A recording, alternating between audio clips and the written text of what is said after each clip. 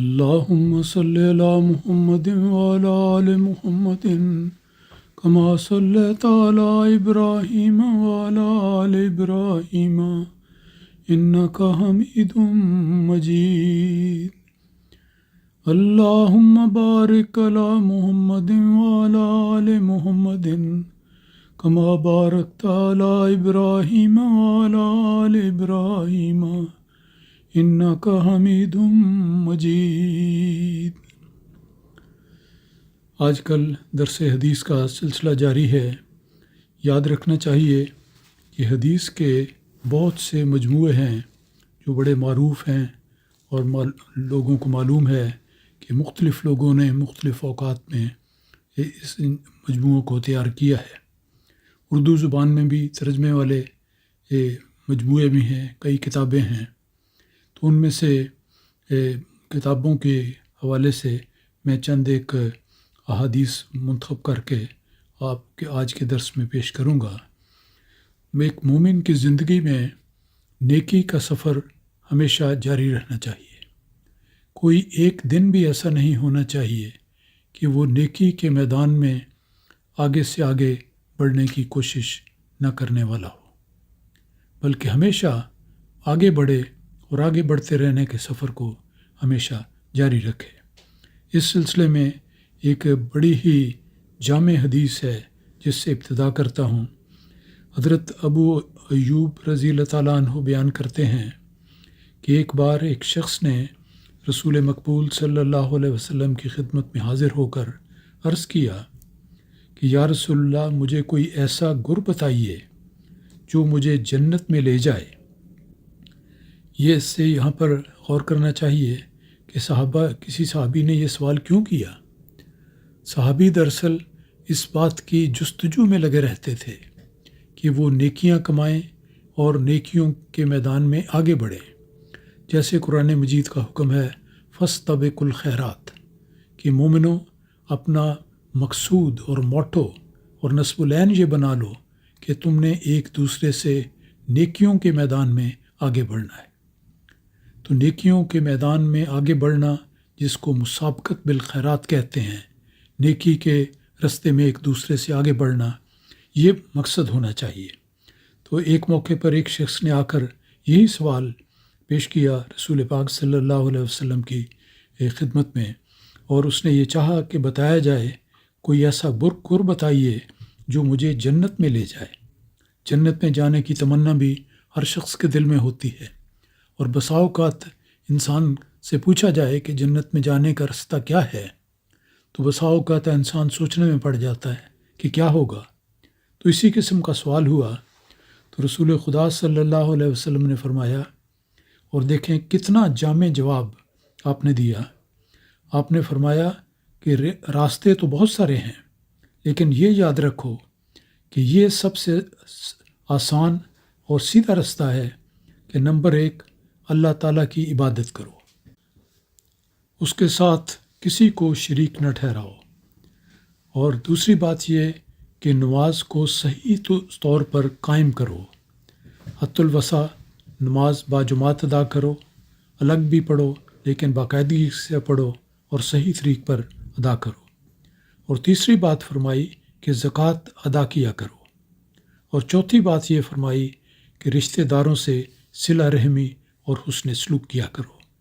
تو دیکھیں، ایک حدیث ہے، ایک سوال ہے، اس کا جواب رسول خدا صلی اللہ علیہ وسلم نے کس جامعیت سے بیان کیا ہے کہ نیکی کے راستے مختلف ہیں.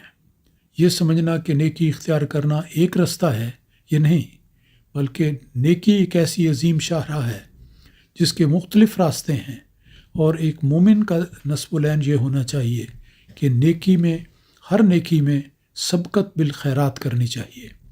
فاستبقوا الخیرات کا حکم جو قرآن مجید میں آیا ہے وہ ہمیشہ مد نظر رکھنا چاہیے. تو اس حدیث مبارکہ میں سب سے پہلے عبادت کی تلقین ہے، پھر اس کے بعد توحید پر قائم رہنے کی ہے، پھر نمازوں کی ادائیگی کی نصیحت ہے، پھر زکوٰۃ دینے کی ہے، اور رشتہ داروں سے صلہ رحمی اور حسن سلوک کرنے کی ہے. یہ بہت ہی مختصر اور جامع اور بڑا ہی مبسوط جواب ہے جو رسول پاک صلی اللہ علیہ وسلم نے اس صحابی کو عطا فرمایا۔ دوسری حدیث آج کے درس میں یہ ہے کہ حضرت معاذ رضی اللہ تعالیٰ عنہ بیان کرتے ہیں کہ ایک بار میں نے حضرت صلی اللہ علیہ وسلم سے عرض کیا کہ مجھے کوئی ایسا کام بتائیے جو مجھے جنت میں لے جائے اور دوزخ سے دور رکھے۔ یہاں پر ذرا رک کر یہ سوچتے ہیں کہ آخر ان کے دل میں یہ سوال کیوں آیا۔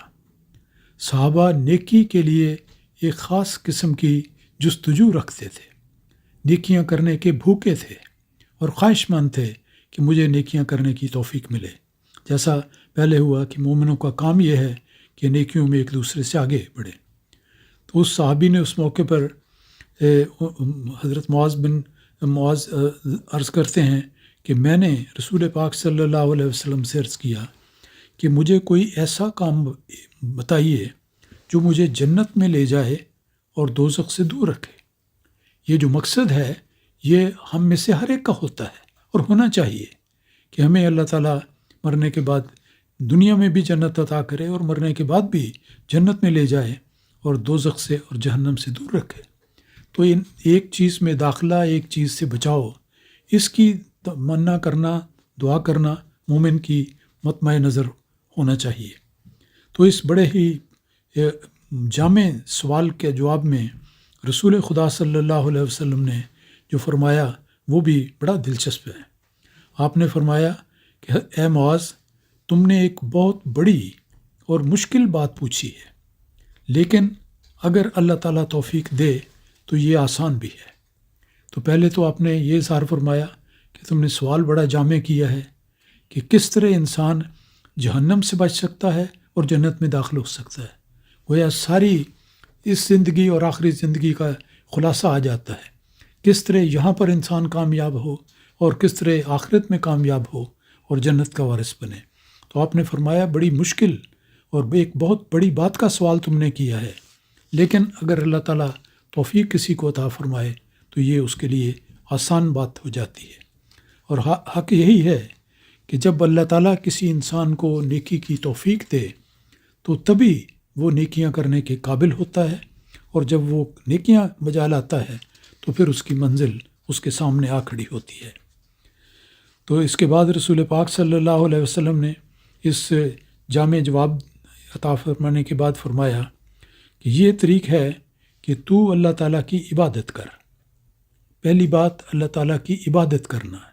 عبادت ہے کہ اللہ تعالیٰ کے رنگ میں رنگین ہونے کی کوشش کرنا، اللہ تعالیٰ کے رستوں پر، اس کے احکام پر کلیتاً فدا اور قربان ہو جانا، ان کا رنگ اور اثر اپنے ذات میں قبول کرنا، اس کو عبادت کہتے ہیں۔ اللہ تعالیٰ کی محبت میں گم ہو جانا، یہ سارے پہلو ہیں۔ تو پہلے فرمایا کہ تو اللہ تعالیٰ کی عبادت کر، اس کے ساتھ کسی کو شریک نہ ٹھہرا۔ کوئی شخص بھی ایسا نہ ہو جو خدا کے ساتھ شریک بنایا جا رہا ہوتا۔ خدا کی مرضی، خدا کی خوشنودی سب سے اول، اس کے علاوہ اور کچھ تمنا نہ ہو۔ اور پھر تیسرے فرمایا کہ نماز پڑھ، باقاعدگی سے زکوٰۃ ادا کر، نماز پڑھ، اس کا اہتمام کر۔ اقامت صلاۃ کا حکم ہے۔ اقامت صلاۃ کے بارے میں یاد رکھیں کہ عام طور پر آسانی سے ہم کہہ دیتے ہیں کہ نماز پڑھی، حالانکہ نماز پڑھنے کا جہاں تک سوال ہے، پڑھنا ہوتا ہے کسی چیز، لکھی ہوئی چیز کو پڑھنا۔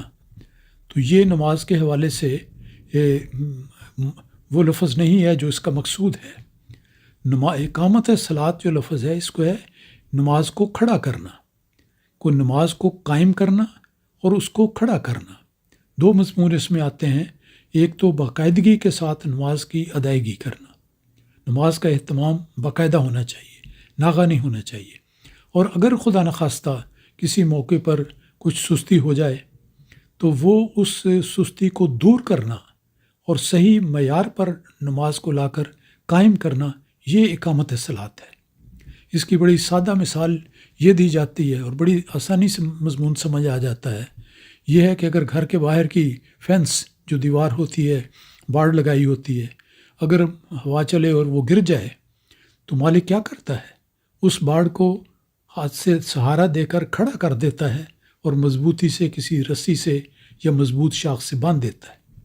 تو اس کو باڑ کا ٹھیک کرنا کہتے ہیں۔ اور یہی مضمون ہے اقامت صلاۃ کا، کہ اگر نماز ادا کرنے میں کسی پہلو سے کمزوری پیدا ہو رہی ہو تو اس کو سیدھا کھڑا کر دیا جائے، اپ رائٹ کر دیا جائے۔ یہ طریق ہے اقامت صلاۃ کا، اور یہی لفظ صحیح معنوں میں استعمال کیا جاتا ہے، اور عربی میں اسی طرح آتا ہے، قرآن مجید میں بھی ایسے ہی آیا۔ پھر باقاعدگی کے ساتھ زکوٰۃ ادا کرنا اور رمضان کے روزے رکھنا۔ دیکھیں، ایک ایک فقرہ ایسا جامع ہے کہ جس کی لمبی تفسیر ہو سکتی ہے، لیکن میں صرف ذکر پر اکتفا کرتا ہوں فی الحال، کہ زکوٰۃ ادا کرنا، رمضان کے روزے رکھنا، اگر زیادہ راہ ہو تو بیت اللہ کا حج کرنا، اور پھر آپ نے یہ فرمایا کہ کیا میں بھلائی اور نیکی کے دروازوں کے متعلق تمہیں کچھ نہ بتاؤں۔ یہ بھی رسول پاک صلی اللہ علیہ وسلم کا یہ خاص انداز تھا کہ صحابہ کو پوری طرح متوجہ کرنے کے لیے، اگرچہ صحابہ دل و جان سے آپ پر نثار تھے، آپ کے ایک ایک لفظ کو توجہ سے سنتے تھے، لیکن پھر مزید توجہ پیدا کرنے کے لیے اور ان کی توجہ مرکوز کرنے کے لیے بسا اوقات آپ فرمایا کرتے تھے کہ کیا میں تمہیں نیکی کے رستوں کی طرف رہنمائی نہ کروں، کیا میں تمہیں اس بات کا علم نہ دوں۔ تو سوال کرنے سے سننے والے متوجہ ہو جاتے ہیں۔ تو رسول پاک صلی اللہ علیہ وسلم کی احادیث کا ایک بہت ہی خوبصورت انداز ہے کہ ایک معلم جو ساری دنیا کا معلم بنا کر بھیجا گیا، وہ کس طرح اپنے سامنے بیٹھے ہوئے صحابہ کرام کو، جو طالب علموں کے طور پہ آپ کے ساتھ بیٹھے تھے، ایک ایک بات کھول کھول کر بتاتے تھے اور سمجھاتے تھے۔ اس لحاظ سے ہمیں بھی احادیث کو بڑی توجہ سے سننا چاہیے اور ان پر عمل کرنے کی کوشش کرنی چاہیے۔ اللہ تعالیٰ اس کی توفیق دے۔ اللہم صلی اللہ